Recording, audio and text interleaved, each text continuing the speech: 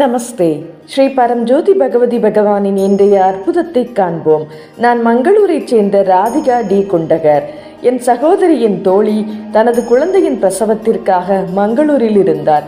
கருவின் இதயத்தில் சில சிக்கல்கள் இருப்பதை மருத்துவர்கள் கண்டறிந்தனர். என் சகோதரி என்னை அவர்களை சந்தித்து அவர்களுக்காக பிரார்த்தனை செய்யுமாறு கேட்டுக்கொண்டார்.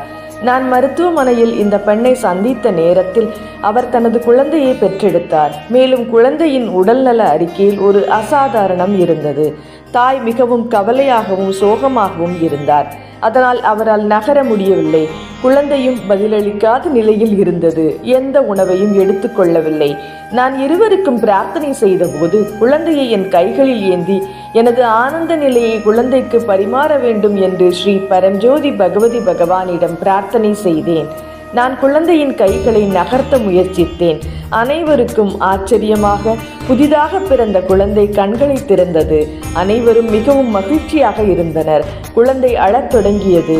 முன்னதாக அவர்களால் குழந்தைக்கு உணவளிக்க முடியவில்லை. மருத்துவர்களாலும் எதுவும் செய்ய முடியவில்லை.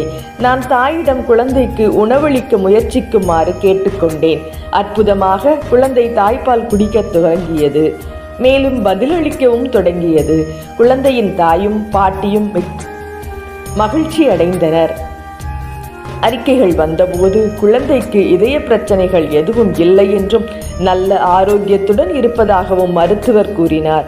தாயும் குழந்தையும் மறுநாள் மருத்துவமனையிலிருந்து வீட்டிற்கு திரும்பினர். அவர்கள் அனைவரும் மகிழ்ச்சியால் நிறைந்திருந்தனர்.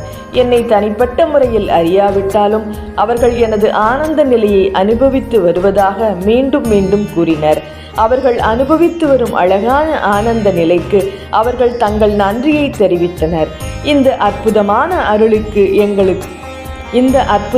அருளுக்கு பல கோடி நன்றிகள்.